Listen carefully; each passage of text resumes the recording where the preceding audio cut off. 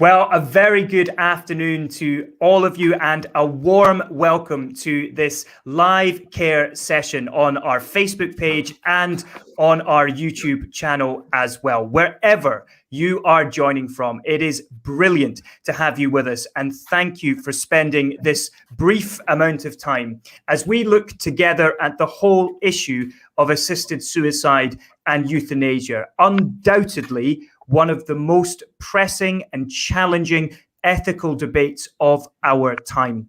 And to help us engage with your questions and to answer them in any way that we can, I am delighted to be joined by two of our experts on this particular topic. Joining me on Care Sessions this afternoon is our Chief Executive, Nola Leach, and our Deputy Director of Public Affairs, Chris Buttonshaw. Nola and Chris, welcome to Care Sessions.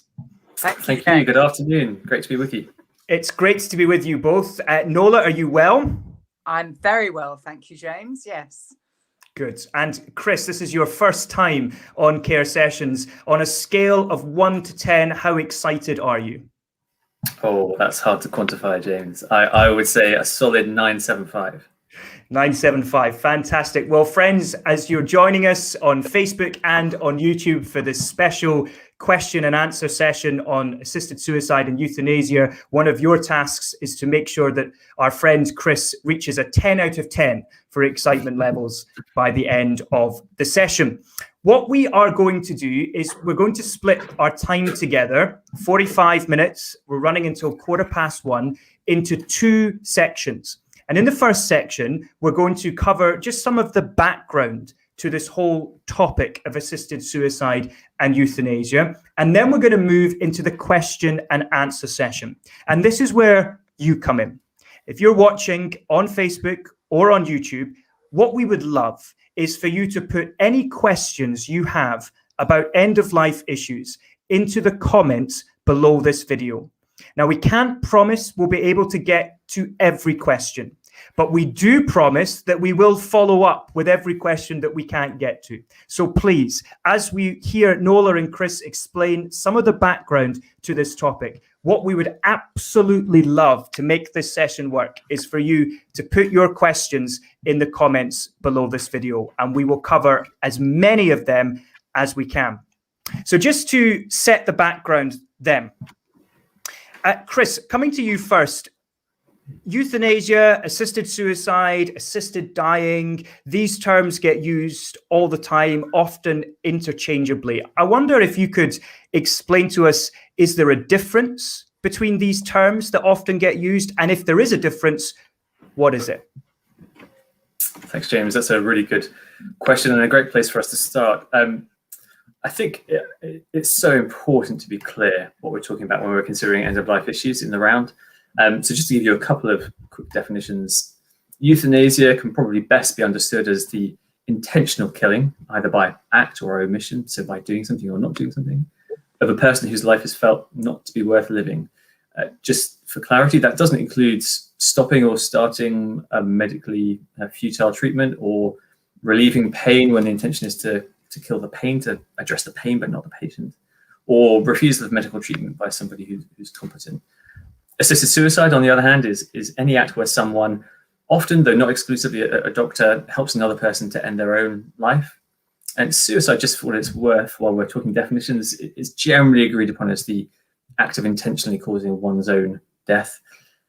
And then, we get on to the subject of assisted dying. What is assisted dying? Well, it's often used by proponents of law change, actually. It's intended to apply to those who are terminally ill, mentally competent, typically with about 6 months or less to live.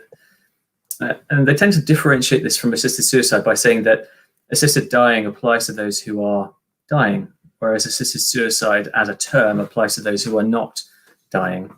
But the reality really is, although it's slipped into common usage in parliamentary debates, in the media, even in some medical circles, as a shorthand, it's really just a euphemism. It's language twisting to present something that's unpalatable in a new light. I just want to say, actually, just before we go any further, I just want to acknowledge that this is a really personal issue for many, perhaps even more so in the current climate. And we don't know your your personal backgrounds or stories of why you've chosen to join the Q&A today, but we're grateful that you're here. Some of you might have seen loved ones pass away in difficult circumstances or been blessed to see loved ones experience a good death. But really, whatever your starting point, our hope is that this time will help you feel better equipped really to both understand and to engage with the debate. Chris, thank you so much.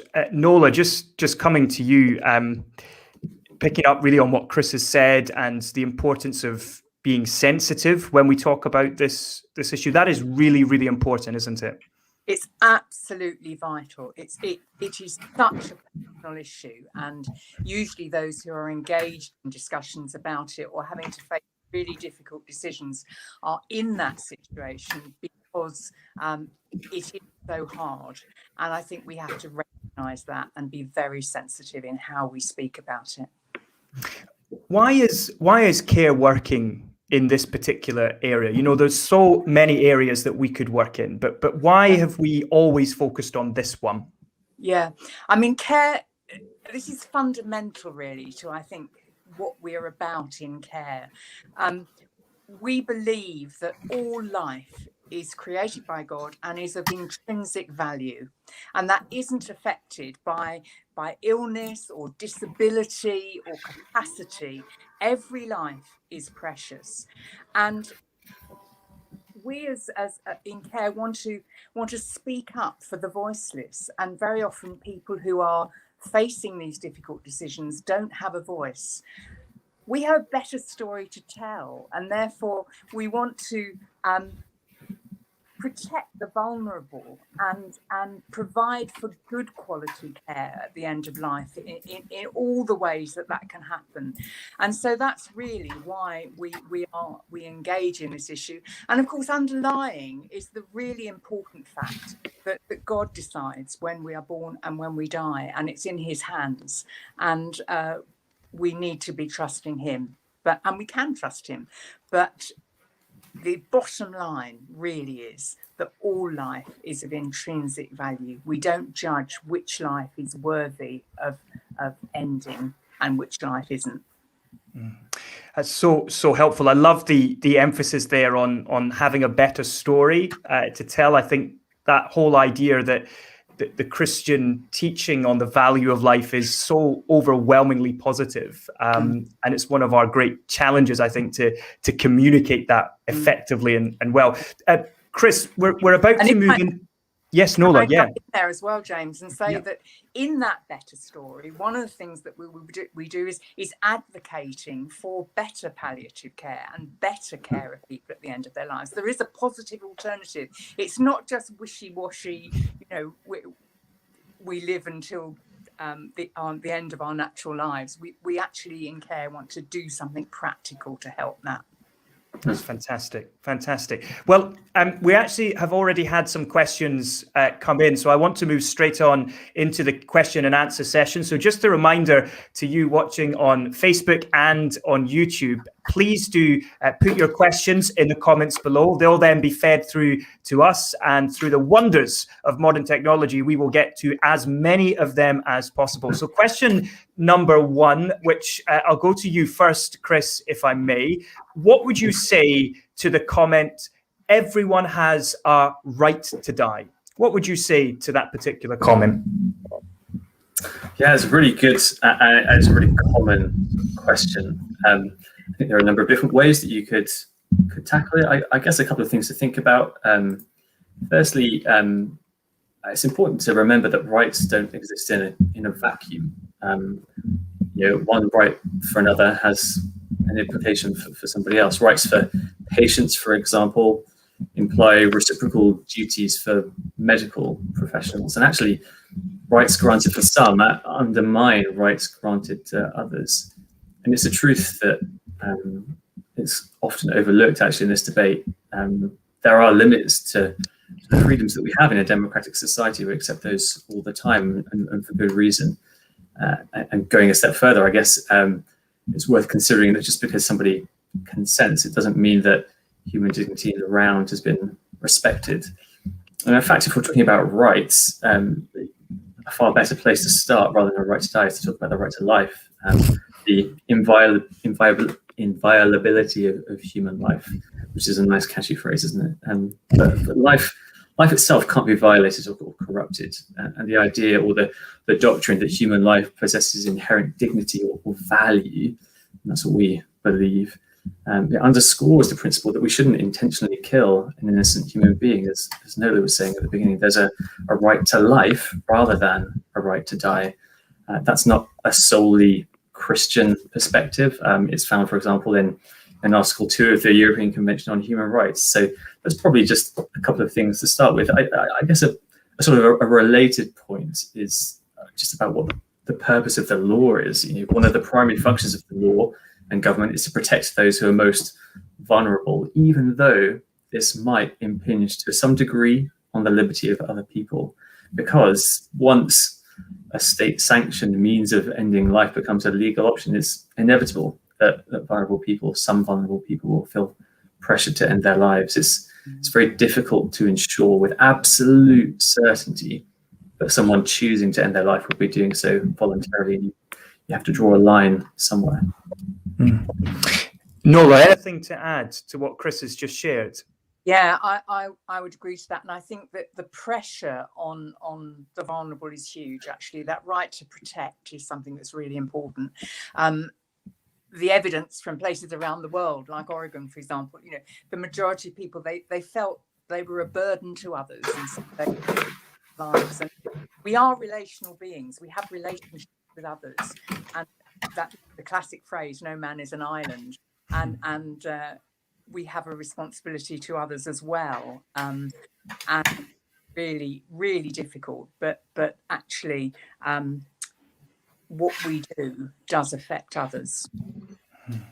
That's really helpful. Thank you. We're just getting a little bit of interference on this particular call, so I wonder if I could just ask all contributors just to double check that there's nothing that's touching their microphones, nothing that's falling in the wrong place, including those who are working behind the scenes on this call as well. If you could just double check that there's no interference your end, that would be great. Well, we're going to go to a question now from Facebook.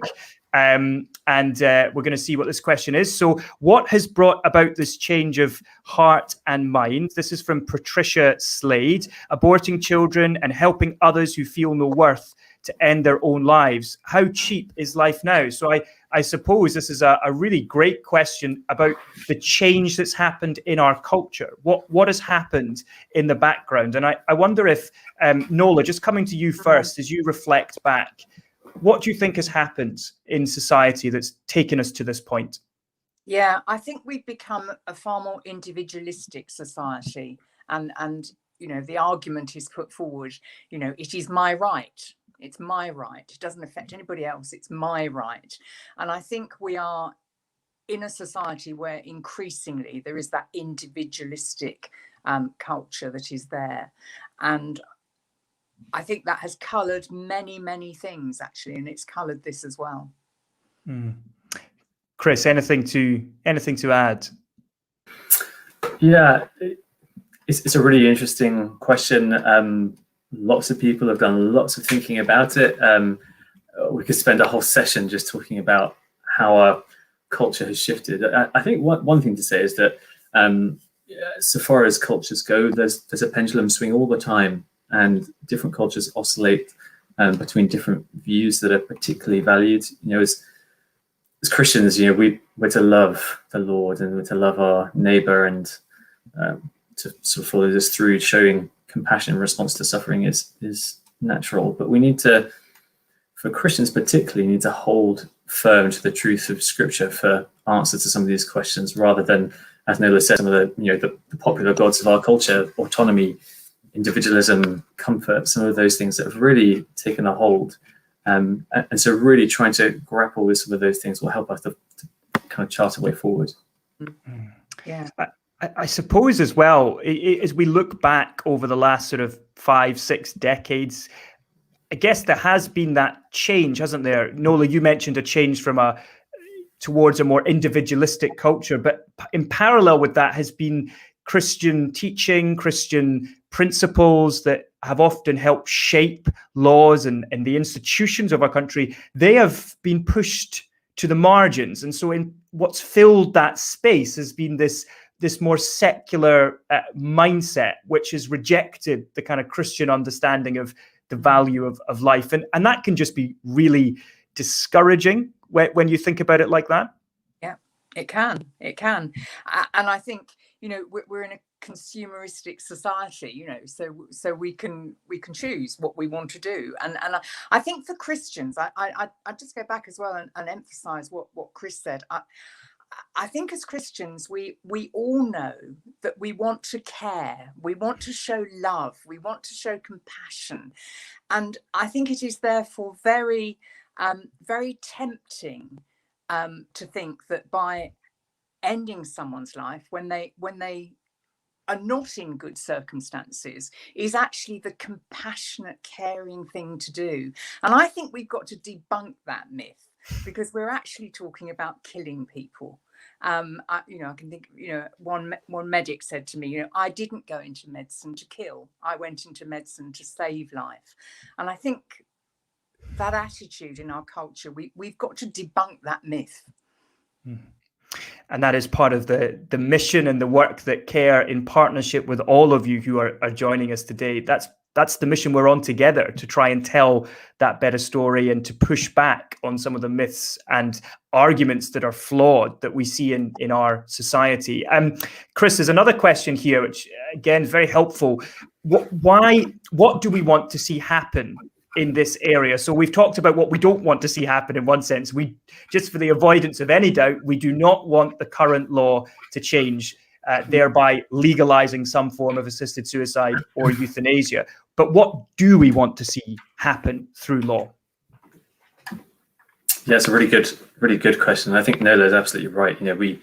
One of the things that we are really passionate about at CARE is not just fighting against and stopping things from happening, but it's proposing that better way. I think one of the things that is really important to remember in this whole debate is that everybody wants a good death. Everybody wants certainty and clarity, and in some ways, the COVID-19 pandemic has perhaps brought that into sharper focus for many people. And debate is more about how this should be achieved rather than anything else. I think one of the things that is missed is the unseen cost to legalizing assisted suicide. And actually, in talking about a better way, in trying to chart a way forwards, one of the things that CARE is especially passionate about is seeing improvements in both the availability of palliative care and the universal availability of palliative care. The UK is a world leader as far as palliative care goes. We're great at doing it, but only when people can access the service. And that's a real challenge. We've worked with parliamentarians over many years to try and plug some of that gap. Baroness Finlay, a member of the House of Lords, is somebody who we've worked with to try and address some of those issues. It's not just about being good at providing palliative care, it's about making sure that everybody has access to it when they need it. One of the other things as well, just with this debate that is sometimes missed, is we need to do more to invest in and support mental health care treatment as well. All too often in this debate, actually, if you look at the reasons why in other jurisdictions around the world people have opted for assisted suicide or euthanasia, they're to do with existential or social reasons rather than necessarily pain. I mean, one of the things to remember about palliative care is that in most cases, good palliative care provides effective relief of physical pain and other suffering, including that which might be more existential. It's not a cure-all. It doesn't solve every single issue, but crucially, what palliative care can and does do is to address those factors which might lead someone to consider assisted suicide if it wasn't available to them. I love that point, Chris, about the need to address underlying causes, looking at the reasons why do people feel the need to choose an assisted suicide or in the first place. Nola, as you think about palliative care, hospice care as well, hospices do such phenomenal work. And would you agree that part of the work that CARE is involved in is seeking to positively say, let's support those who are caring for the vulnerable at the end of their life? Absolutely, absolutely. Because caring for the vulnerable at the end of their lives, particularly if it's somebody that you love, is not easy. It's very, very hard. And I think yes, all the support that can be given is just so important. And the hospice movement is a classic example of how the whole family is cared for, and the quality of life suddenly changes from being a dire situation to amazingly sometimes quite a really good situation. And yeah, we would totally get behind our about hospices, and encourage all of us actually to get behind our local hospices and support them, because they are doing a fantastic job. That's brilliant. And just on that point about hospices, it's been a very difficult time for hospices over the last 12 to 18 months, particularly. And there is a huge funding challenge for many hospices. So if you have a hospice in your local area, just as a practical step that you could take if you're prayerfully considering what can you do to take a positive action, that's just one example, is to find a way to support your local hospice. That's brilliant. We have another question that is from Facebook. Here it is. It's from Margaret Clark. Margaret, thanks for joining us, and great to have you. And thank you for your question. Some have said this is all heading down a slippery slope to eugenics. Can you comment on this? Nola, coming to you. Eugenics is a big, scary word that sometimes does get used in this debate, although proponents of assisted suicide laws would run a mile from it in public. But is this part of a more sinister agenda, do you think? It's a very interesting question, isn't it? I think in some ways it is, actually. We have this sort of, we talked earlier, didn't we, about culture and how it's changed, and there is a very worrying trend, I think, where we see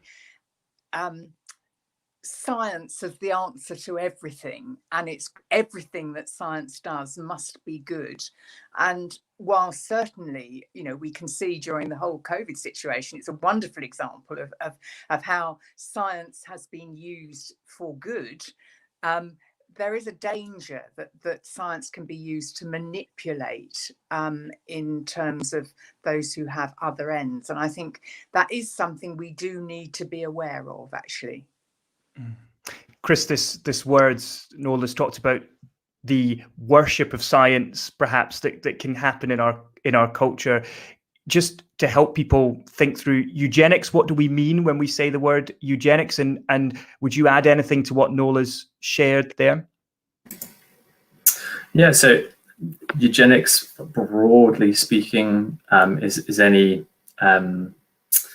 which targets a particular people group based on a trait that they have and deems them in some way undesirable or not of value.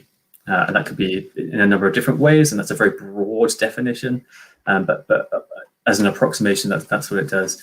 I think one of the things that's just really important to think about is the issue of, when we're talking about eugenics, the issue of capacity.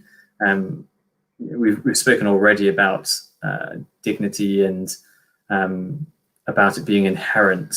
And I think I'd just go a bit further and say that somebody's dignity or somebody's value isn't dependent, and it doesn't change based on your capacity or your lack of capacity. It's part of who you are, and that, we take that from a historical Christian biblical perspective, but that again, you can find that in various different declarations on human rights, which recognize the inherent dignity and equal rights of every member of the human family. And the Universal Declaration talks about that being the foundation of freedom and justice and peace in the world. So it's not an isolated issue in relation to end of life. It's a more fundamental concern about how, as human beings, we value one another. What is it about this person that makes you think that their life isn't worth the same as yours? It's so helpful, isn't it? And again, you land in that same place, I think, for me anyway, listening to what you've both shared. we need that Christian understanding. We need that better story in our hearts and our minds. We need to be able to articulate that in the Christian teaching and worldview, no matter who you are, where you're from, no matter your circumstances, whether you are able-bodied, whether you have a disability, whether you are a burden on others or not, you are valuable, and that is completely unchangeable. It doesn't matter what happens to you. That's so powerful in a culture that increasingly, Nola, is saying some have value, and sadly, we determine that others don't. I wonder if we could just take another question here from YouTube, which is appearing on the screen. This is from Dave Banks. Dave, thank you so much for joining us. Thank you for your question as well. When someone is in extreme pain at the end of life, how is assisted suicide any different from allowing patients to OD on morphine? That is a really practical, helpful question that I guess I know confuses me sometimes as well. So, Chris, just coming to you first, how would you respond to Dave's question? Firstly, I'd say it's a really pertinent one. It's also a really difficult one to engage with. So I guess what I would do is go back to some things that we can be certain about. So a lot of it depends on the intention and what say the patient has. So, for example, is the patient competent to be involved in decisions about their medical treatment, for example? What is the purpose of the administration of the treatment? Is the purpose to end that person's life, or is the purpose to address their symptoms and their pain? It is a fine ethical boundary, and even Christian ethicists, as they discuss this, there are difficult things to pull apart. But fundamentally, it does come down to what is the purpose behind the treatment. How competent is the patient to understand and engage with it? What I would do also, I would say, if this is something that you're interested in finding out more about, CARE works closely with the Christian Medical Fellowship. If you have some questions that are specifically medical in nature like that, they have some wonderful resources that we would gladly commend them to you.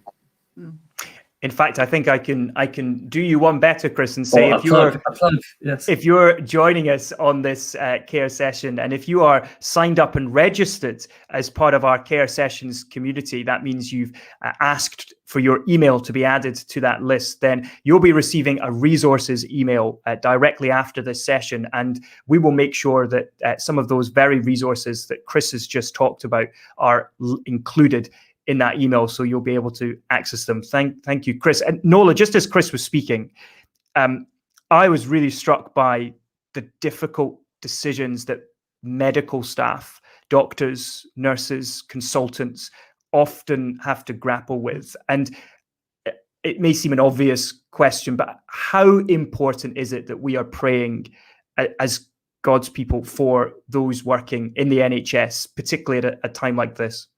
Really, really important. I mean, if we're talking about what can we do in relation to this whole area, prayer is just so fundamental, and I think we need to be praying for the medical staff. They are on the front line, and it's not easy, and they do have to make very difficult decisions. And I think one of the arguments in my mind that is very powerful against any change in the law, which is a slight tangent from what you said, but is actually the effect on medical staff who have to take very difficult decisions. And I think it's not insignificant that those who are the closest to caring for those at the end of their lives are the ones who are the most opposed to any change in the law. It's really, really hard. As I indicated earlier, they went into medicine, nurses, doctors, to care and to provide healing. They didn't go in to try and end somebody's life. And I think we need to be praying for them. It's an incredibly demanding job, and it is not easy. I do sometimes, to add to that, Nola, I do sometimes think the way that a change in the law is presented often in the media and by proponents is as if it's not really a big thing. It's a minor change just to accommodate some people and their rights and their wishes. But I think what you've just touched on is so vital. We're talking about a fundamental shift in the whole dynamic between doctors and patients. And suddenly, doctors have a legal power in certain situations, if the law was to change, to help their patients to kill themselves. That's not some small minor tweak to our current law. That is a complete shift. And I think sometimes that gets lost amidst the way this plays out often in the media and in public. We have another question from YouTube, which is going to appear on the screen from Linda Howard. Linda, great to have you on this care session. Thank you so much for your question. I have concerns for the mentally ill, the vulnerable, and those with dementia. Who will speak for them? Well, Linda, thank you. You can hear your heart in that question. Nola, coming to you, who's going to speak for the most vulnerable? Well, hopefully we will, and other Christians will, because as we've said throughout this discussion we've been having, the fact, let's take dementia, for example, or those with mental illness, but particularly those who, looking on, people think, well, their life isn't worth living. We need to be speaking up for them because they are of intrinsic value. And from my own personal experience, I can say that even if it appears as if somebody isn't the person, they actually still are in God's eyes. And we need to be caring for them and speaking up for them, because that is part of caring for them. Oh, it's brilliant. I love that. And you know, Nola, I remember a couple of years ago, you wrote something which has stayed with me, which is that you said, you know, if someone comes to you and says, I'm scared of being a burden on others, that our response is to say, be a burden, because we're all a burden on others at various points in our life. And we need to get away from this idea that is somehow a bad thing. You know, when we're born, we are dependent upon our parents. When we grow old, we're dependent upon our families. Again, it's the circle of life, to coin a phrase. And that's actually a positive thing, isn't it? Like that is something that we should embrace. Chris, as we think about being a burden, that's not something we should run from, right? Absolutely not. And I think there's something for Christians particularly to be really conscious of. You know, there is huge beauty in being and being able to be cared for. That's not to minimize it, and that's something that we need to be authentic about as Christians, to acknowledge that suffering is real, that it is hard. I think one thing for us to kind of soak in is that actually also awareness of that, though, isn't quite enough. There's a real challenge in Scripture where we're compelled to actively love the vulnerable, not just to be aware, not just to notice, but to actively love them, to, you know, make representations on their behalf to those who are in power, and all sorts of things like that. I think one thing which is a really helpful principle that I found really useful when thinking about this issue is our goal as Christians isn't or shouldn't perhaps necessarily be to minimize suffering. Instead, it's much more about maximizing care. And if our only or our primary goal is simply to minimize suffering, though that has value, then there'll be circumstances where the most effective way of minimizing suffering would be for somebody's life to be ended. But God's way is steadfast love through suffering. And for us, that looks like maximizing care for the vulnerable and those who are suffering. That's so helpful. And of course, Nola, there's that great emphasis again and again in the Bible, isn't there, on God's heart for the most vulnerable, for the outcasts, for those on the fringes. And we want to reflect that in our day and age, don't we? We do.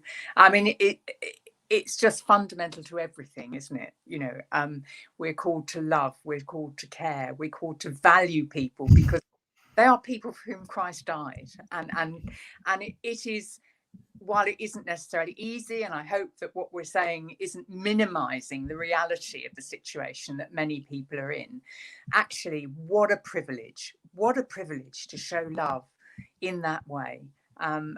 Yeah. We have another question on YouTube. This is from Roger Symes. Roger, thank you so much for this question. Thank you for being with us.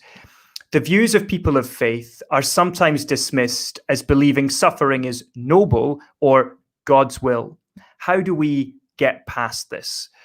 That Roger, that is a brilliant question. Wow. Nola, I'm going to come to you first, landing you in it. Roger makes a brilliant point. How would you respond? I think it's really important we don't respond with trite answers to that question. The problem of suffering and evil is incredibly difficult. And we do live, of course, in a fallen world. I do not believe that God ordains suffering in that way. I think God redeems suffering. I think it is incredibly difficult, but I don't believe that God causes that suffering. I think he comes in and he can redeem it, but it is the effect of a fallen world. And we don't want to get into that sort of martyr mentality, you know, I want to suffer. It's the reality of life, but actually, it's not something that I think God intends for us. We can learn from it and he can redeem it, but he didn't cause it. Chris, anything to add? Yeah, that's really helpful there. I mean, I think on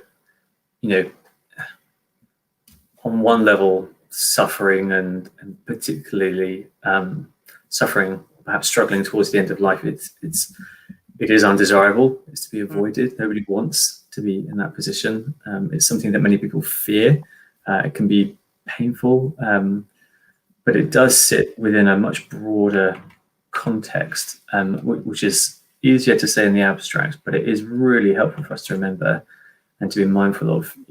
Any discussion, what we're talking about now, about suffering or life and death, has to be framed in the context of faith in a sovereign God who is supremely in control and whose love and whose attention doesn't ever waver according to our circumstances. You find that throughout the Psalm 136.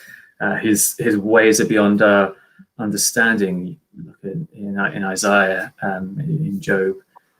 So those are really important things for us to dwell on, to really take to heart as we consider that. But Nola's right, trite answers aren't what is needed, but really careful pastoral engagement.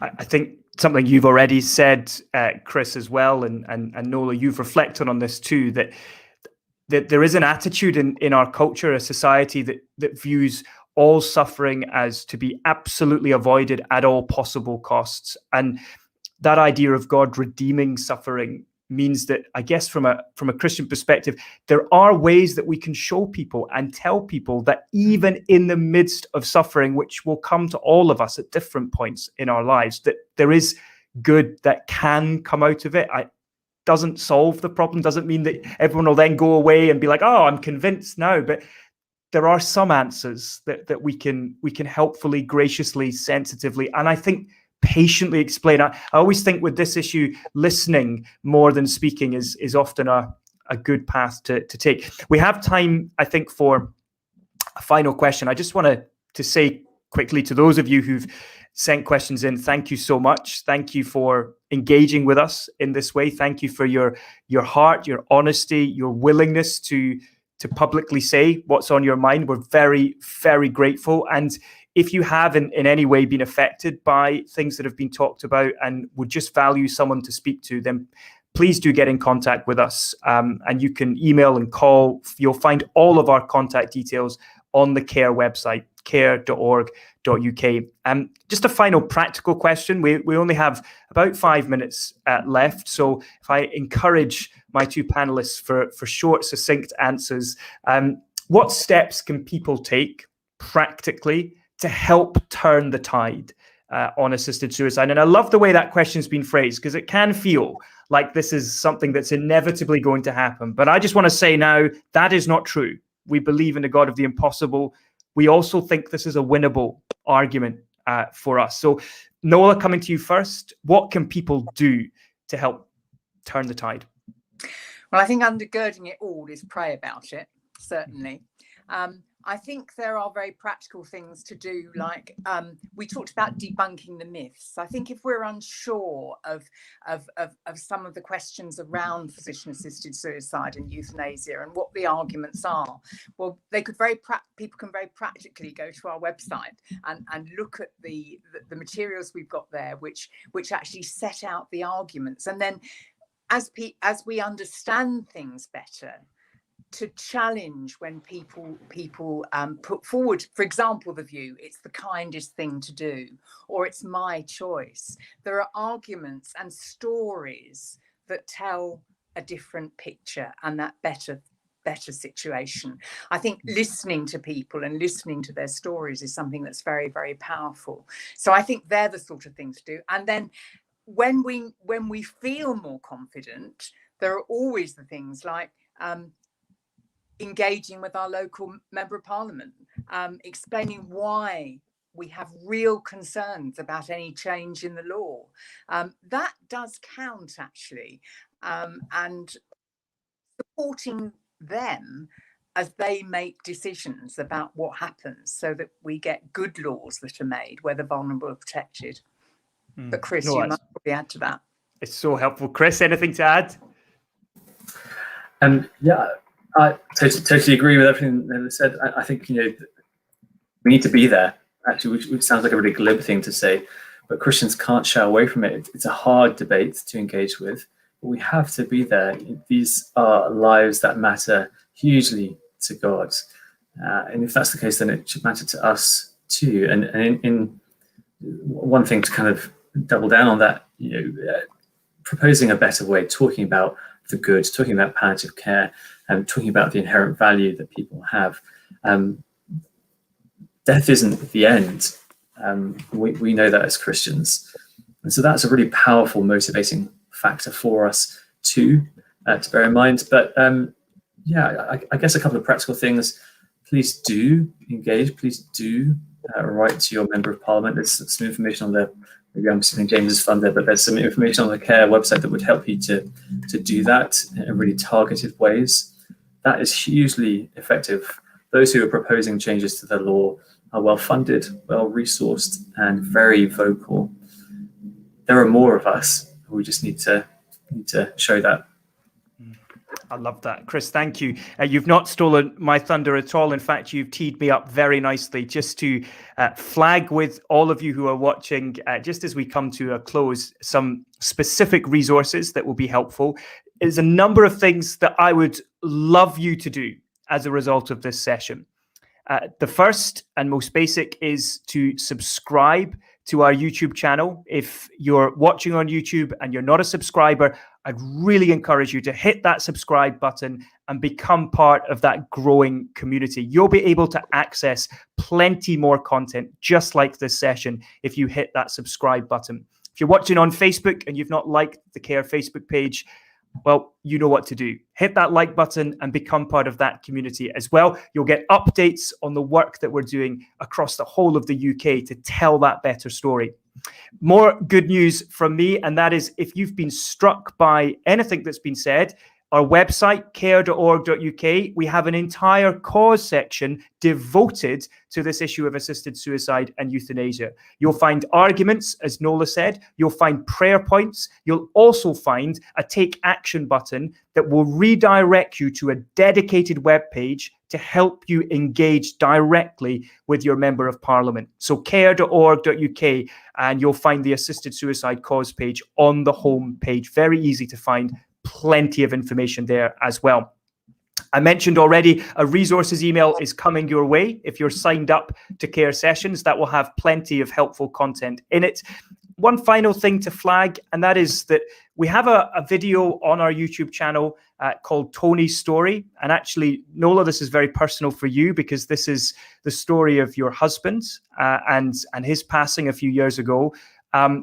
Just want to say a couple of brief words, Nola, about that story. Yeah, thank you, James. That story, I talked about practical stories, they're so powerful. I am absolutely convinced, because of the very painful experience and painful journey that Tony and I went on at the end of his life, that actually life is of value, and that even in those dire situations, the ending, the natural ending, can be something which is very precious and very positive. And yeah, so I would urge people to I hope it, well, no, I wouldn't urge them. I hope that it will be of help to people. Well, I would urge you to watch Tony's Story, featuring Nola talking about the experience she had with her husband of nearly 50 years, Tony, a few years ago. It's heartwarming, it's moving, it's heartfelt, and it's that personal angle on so much of this. Friends, we are now running over time, which is absolute no. If you work for care, you know you must keep to time in any and every situation. So I'm going to say a huge thank you again to all of you. Thank you to you for sharing your questions, for being with us. We're so grateful for every single one of you. Thank you to Nola and to Chris for your time. Two people behind the scenes, well, in fact, 3 or 4 who you won't see, to Dan, Michelle, Hannah and Celia, who have been working hard to keep the show on the road. Thank you to you as well. And we'll be back very soon, in just a couple of weeks, actually, for another question and answer session on contacting your MP. I hope you'll be able to join us. Thank you again, and God bless you.